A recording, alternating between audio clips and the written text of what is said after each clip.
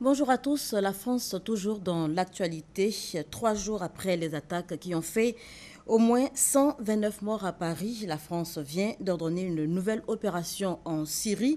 Ce matin, de nouveaux bombardements ont été lancés sur des positions du groupe État islamique à Raqqa en Syrie sur ordre du président français François Hollande qui a annoncé hier devant le Congrès à Versailles des mesures exceptionnelles en guise de réponse, notamment la prolongation de l'état d'urgence sur 3 mois et la création de postes supplémentaires dans la police, la gendarmerie, les douanes et également la justice. François Hollande qui veut pouvoir compter sur Vladimir Poutine et Barack Obama pour venir donc à bout de Daesh. Notez également que les enquêtes se poursuivent sur place.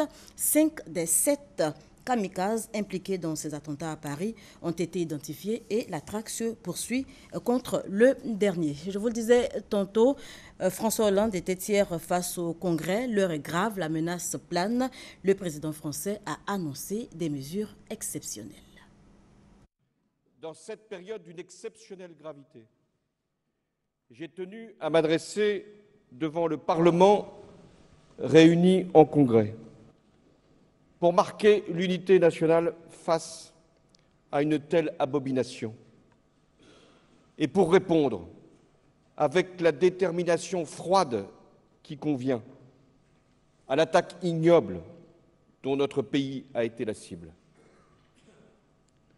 Notre démocratie a triomphé d'adversaires bien plus redoutables en vérité que ces lâches assassins. Notre République n'est pas à la portée de méprisables tueurs. Ma volonté, c'est de mettre toute la puissance de l'État au service de la protection de nos concitoyens. Je sais pouvoir compter sur le dévouement des policiers, des gendarmes, des militaires, de vous-même, représentants de la nation. Vous connaissez le sens du devoir et, lorsque les circonstances l'exigent, l'esprit de sacrifice. J'ai décidé que le Parlement serait saisi dès mercredi d'un projet de loi prolongeant l'état d'urgence pour 3 mois et adaptant son contenu à l'évolution des technologies et des menaces. Voilà, deuxième jour d'hommage donc hier à Paris à la mémoire des 129 personnes tuées dans l'attaque de vendredi dernier. 1 minute de silence à midi pile, des cierges allumés, des roses. Et en Côte d'Ivoire, l'heure était également au recueillement à l'ambassade de France. Le Premier ministre Daniel Kablan-Duncan, à la tête d'une forte délégation de ministres, était allé témoigner la compassion du peuple ivoirien à la France. Gabriel Zani. Le monde entier est consterné, les yeux rivés vers Paris, la capitale française, depuis la nuit du vendredi 13 novembre, jour des attentats. Ce lundi matin, à l'ambassade de France en Côte d'Ivoire, Daniel Kablan-Duncan, le chef du gouvernement, accompagné d'un bon nombre de ministres, exprime la solidarité des autorités et du peuple ivoirien à l'égard de toutes les familles des victimes et des blessés des attentats. Le Premier ministre écrit dans ce livre de condoléances des pensées pieuses à l'endroit de toute la France. 1 minute de silence est observée. J'ai décidé de venir ce matin saluer l'ambassadeur Georges Serre, l'ambassadeur de France en Côte d'Ivoire, avec un nombre important de membres du gouvernement et adresser nos condoléances les plus attristées à la fois au gouvernement et au peuple français. Nous souhaitons bien sûr prendre guérison aux blessés et adresser notre compassion aux parents des victimes. Ce mouvement de solidarité intervient après le télégramme envoyé par Alassane Ouattara, le président de la République, pour témoigner de sa profonde indignation face aux tueries. Des tueries qui n'endeuillent pas que le peuple français. Il y aurait 1 ou 2 Ivoiriens parmi les victimes du Bataclan. J'attends d'avoir la confirmation de l'Ivoirien. On a dit qu'un Ivoirien, Ludo, aurait été donc parmi les victimes. Je n'ai pas encore la confirmation. Quoi qu'il en soit, un être, qu'il soit ivoirien, qu'il soit français, qu'il soit d'un autre continent, une perte est une perte. Et nous souhaitons vraiment, de ce côté-là, dire notre solidarité et faire en sorte que les actions conjointes soient menées de manière à pouvoir donc, disons que bannir le terrorisme de nos différents pays. des phrases, des mots en soutien qui reconfortent les Français. Remercier tous nos compatriotes, tous nos amis qui sont présents. Les remercier d'être là parce que c'est cette expression de la solidarité qui nous fait chaud au cœur. De nombreuses victimes innocentes ont été fauchées par la barbarie du terrorisme. En étant présents ce matin, cela montre la solidarité que tous les pays expriment face à cette barbarie. La Côte d'Ivoire se tient aux côtés de la France. Selon le Premier ministre, face à la terreur, il n'y a rien de plus fort que l'unité dans la pensée et dans les actions. Ici en Côte d'Ivoire, le Forum des États généraux de la forêt, de la faune et des ressources en eau s'est ouvert ce lundi. La rencontre va durer 4 jours. Il y aura au programme des réflexions sur la dégradation des écosystèmes et la stratégie à adopter en vue donc de freiner la déforestation. On en parle avec Serge Collier. De 16 millions d'hectares au début des années 60, la forêt ivoirienne ne représente plus que 2 millions d'hectares aujourd'hui. Chaque année, la Côte d'Ivoire perd 200 000 hectares de forêt. Le couvert forestier s'est considérablement réduit et fait moins de 13%. Le pays a du mal à assurer un équilibre entre la forêt, la faune et les ressources en eau. Cette dégradation des écosystèmes ne peut plus durer. Il faut inverser la tendance, d'où l'intérêt de ce forum des États généraux de la forêt, de la faune et des ressources auquel participent plusieurs experts venus du monde entier ainsi que des partenaires techniques. Pour le ministre des Eaux et Forêts, Babo Daré, malgré plusieurs politiques déployées depuis les années 70, la Côte d'Ivoire continue de subir une catastrophe écologique. Il s'agit, à l'occasion de ces États généraux, de se poser la question de savoir comment redonner à la Côte d'Ivoire son couvert forestier et ses ressources en eau. Il faut nécessairement trouver des solutions pour inverser la tendance, car la survie de notre écosystème est à ce prix. Et pourquoi pas la survie de notre pays tout court. Car au rythme auquel notre forêt disparaît, cette dernière risque de ne plus exister après les années 2030. Pour le Premier ministre Daniel Kablan-Duncan, la Côte d'Ivoire est confrontée au défi de la protection et de la préservation de ses ressources. La tenue des États généraux de la forêt, de la faune et des ressources en eau vient donc à point nommé pour aider à identifier dans un cadre concerté les causes de dysfonctionnement dans la gestion de nos ressources naturelles et à proposer des mesures correctives à moyen et à long terme. Il s'agit d'établir les bases d'une gouvernance plus efficiente des ressources naturelles disponibles afin d'assurer leur sauvegarde et leur reconstitution pour le bien-être des populations présentes et surtout aussi des générations futures. 4 jours durant, du 16 au 19 novembre prochain, les experts réfléchiront sur les réponses à adresser aux questions de la forêt, de la faune et de l'eau.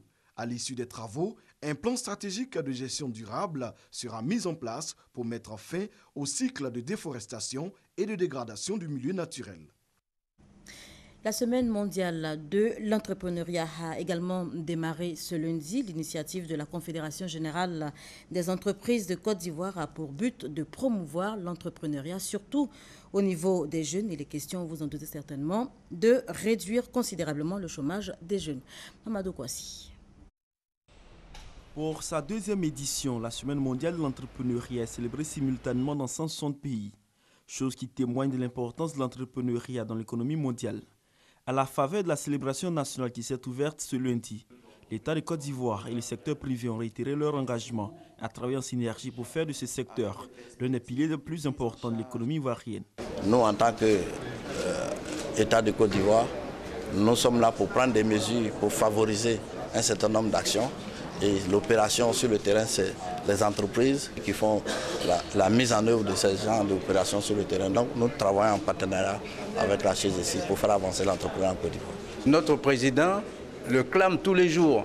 Il veut voir des entrepreneurs champions en Côte d'Ivoire, c'est-à-dire des entrepreneurs qui émergent et qui s'attaquent, pourquoi pas, aux pays de la sous-région, aux pays d'Afrique, la Chine, la France, l'Europe.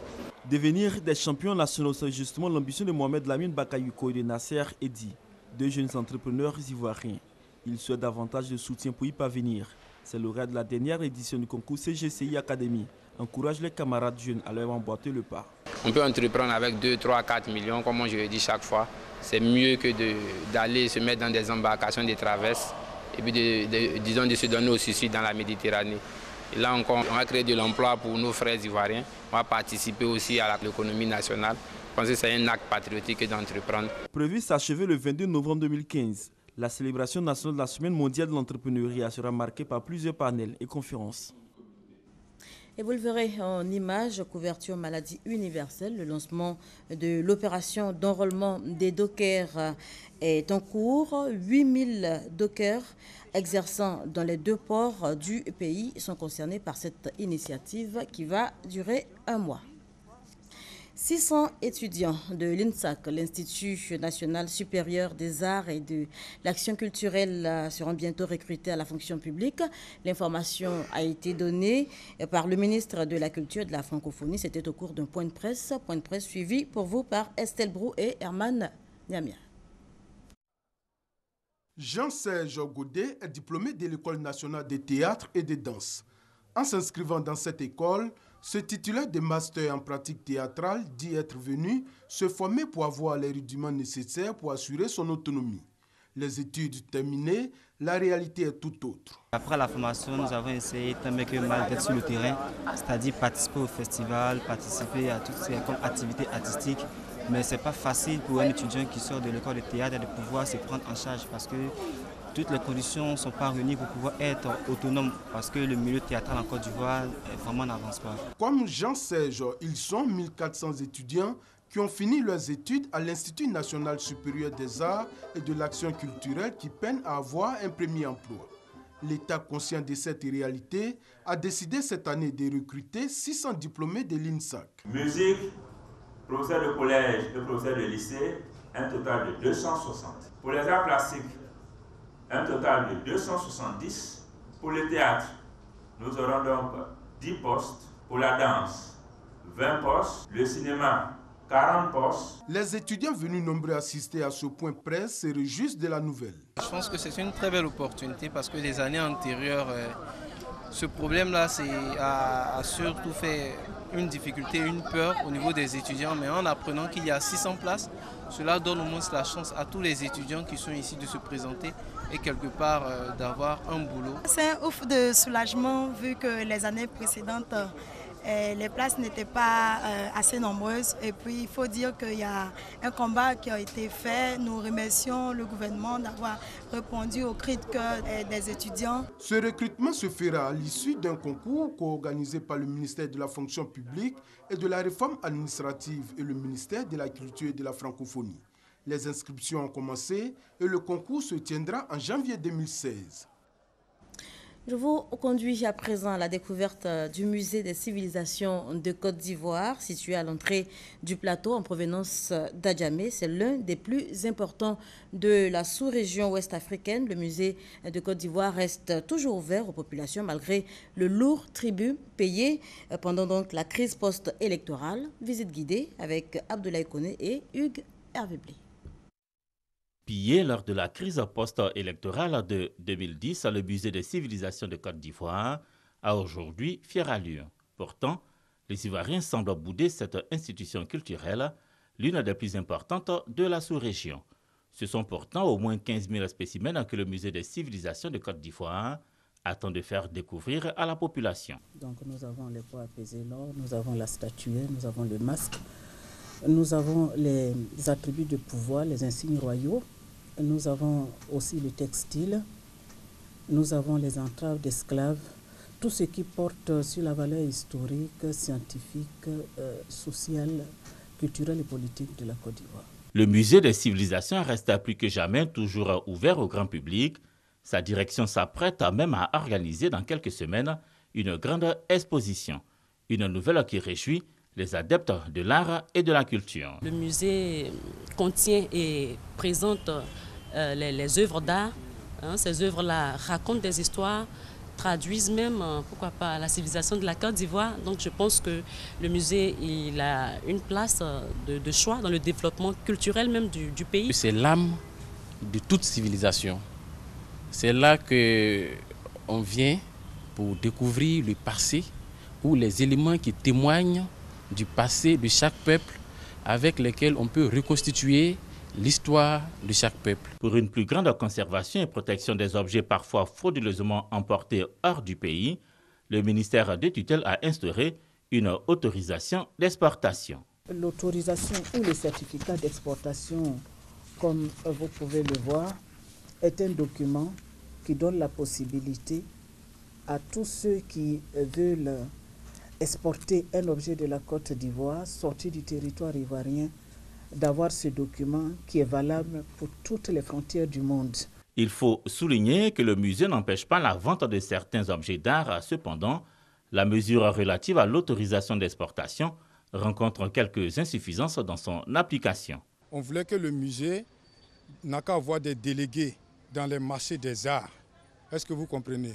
Parce que quand un touriste achète par exemple un masque baoulé, par exemple, un seul masque qu'on lui vend peut-être au prix touristique à 15 000 ou bien à 20 000, c'est-à-dire qu'après la vente, quand on lui dit va te faire enregistrer au plateau, il trouve ça tellement loin, il risque même de laisser le masque avec nous, il ne veut plus faire d'achat. Si le musée des civilisations arrive à sauvegarder la mémoire collective des peuples de Côte d'Ivoire, beaucoup reste à faire pour amener les jeunes générations à s'imprégner de la diversité culturelle de leur pays.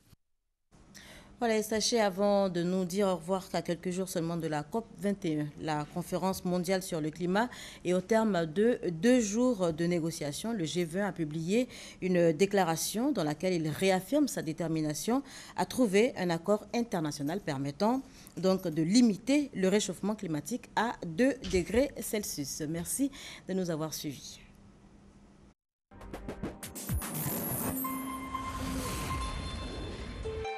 RTI 1, la chaîne qui rassemble.